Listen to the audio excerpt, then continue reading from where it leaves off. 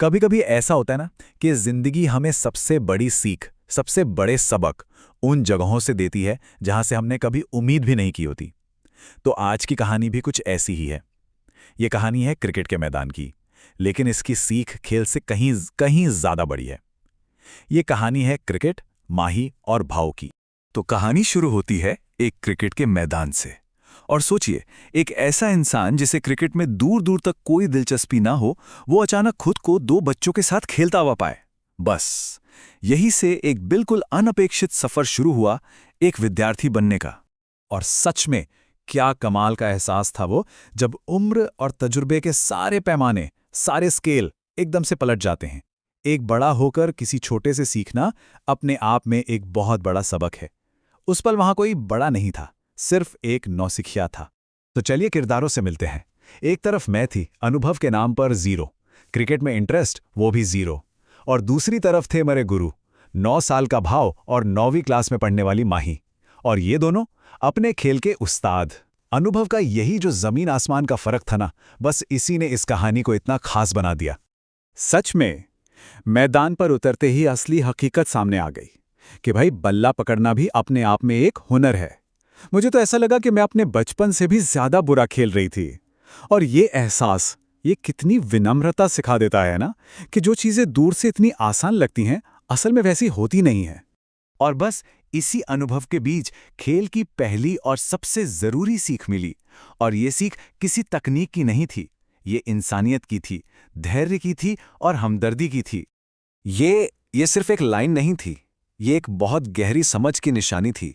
हुआ ये कि छोटा भाऊ ना बहुत तेज गेंदें फेंक रहा था, और तभी माही ने उसे इतने प्यार से टोका। ये सिर्फ एक नए खिलाड़ी के लिए हमदर्दी नहीं थी, बिल्कुल नहीं।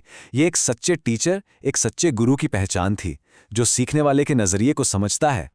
और उस एक छोटे से पल के बाद माही ने एक ऐसी सलाह दी जो सिर्फ उस क्रिकेट के मैदान तक ही सीमित नहीं थी, वो तो पूरी जिंदगी के लिए एक सबक बन गई।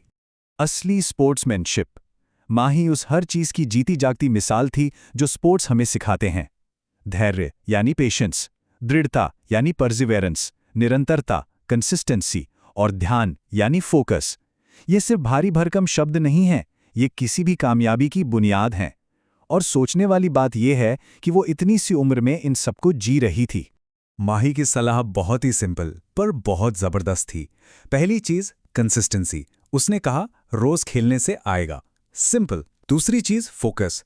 पहले एक ही चीज पर फोकस करो, प्रैक्टिस और फोकस। सोचकर देखें तो कोई भी नई चीज सीखने के यही तो दो सबसे बड़े स्तंभ हैं, है ना?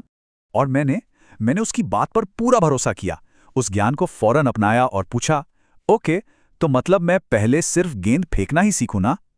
और शायद यही एक अच्छे स्टूडेंट की पहचान भी होती है, अपने गुरु, अपने टीचर पर पूरा पूरा यकीन करना। और यहां से कहानी में एक नया मोड़ आता है, जहां खेल का जो अनुभव था ना, वो जिस्म के दर्द से कहीं ऊपर उठ गया और एक रूहानी एहसास, एक आध्यात्मिक अनुभव बन गया। ये लम्हा था ग्रैटिट्यूड का, कृतज्ञता का। असल में बात यह थी कि खेलने से 2 दिन पहले ही मैं गिर गई थी और मेरे दाहिने हाथ में काफी दर्द था। लेकिन खेल में डूबने का जादू देखिए। सीखने की लगन में उस खेल में मैं इतनी खो गई कि वो दर्द कब चला गया एहसास तक नहीं हुआ। यही तो ताकत है फोकस की, किसी चीज में पूरी तरह से खो जाने की। और तभी मन में एकदम से एक गहरी ग्रैटिट्यूड, एक कृतज्ञता की भावना आई, उन बच्चों के लिए जिन्होंने ना सिर्फ मुझ जैसे इतने बुरे खिलाड़ी को अपने साथ खेलने दिया, बल्कि इतने प्यार और सब्र से सिखाया भी। ये सिर्फ गेम में शामिल करने वाली बात नहीं थी, ये एक अपनेपन का एहसास था। और ये जो पूरा व्यक्तिगत अनुभव था ना, ये हमें एक बहुत बड़े, एक सार्वभौमिक सवाल पर लाकर खड़ा कर देता है। सवाल है ज्ञान और उसके साथ अक्सर जुड़ जाने वाले अभिमान यानी एरोगेंस के रिश्ते का। और यहां पर बच्चों और बड़ों के सिखाने के तरीके में एक साफ अंतर दिखता है। बच्चों ने सब्र और प्यार से सिखाया, एक नए सीखने वाले को गले लगाया, उसको अपनाया। वहीं दूसरी तरफ अक्सर क्या होता है, अनुभवी बड़े लोग जो एक्सपर्ट्स होते हैं वो अभिमानी हो जाते हैं और फिर उनसे कुछ सीखना बहुत मुश्किल हो जाता है। और शायद यही इस पूरी कहानी का सबसे बड़ा टेक अवे है कि अक्सर जब हम किसी चीज के एक्सपर्ट या विशेषज्ञ बन जाते हैं तो ज्ञान के साथ साथ एक अभिमान की दीवार भी खड़ी हो जाती है, एक ऐसी दीवार जो हमें दूसरों से अलग कर देती है। पर यह अभिमान दिखता कैसे है? इसकी पहचान क्या है? पहली चीज, हम ये भूल जाते हैं कि अरे, हम भी तो कभी बिगिनर थे। दूसरा, हम किसी और की नासमझी को, उनके अनजानपन को हमदर्दी से नहीं देख पाते। उनकी गलतियों पर हमें गुस्सा आता है, झुंझलाहट होती है, और कभी-कभी तो हम उनकी कोशिशों का मजाक तक उड़ा देते हैं। तो जाते जाते ये कहानी एक सवाल छोड़ जाती है। हम सब ने आखिरी बार पूरी विनम्रता से किसी बच्चे से कब कुछ सीखा था? क्या पता हमारे सबसे अच्छे गुरु हमारे ठीक सामने ही हों। बस हमें एक बार फिर से विद्यार्थी बनने के लिए तैयार होना है।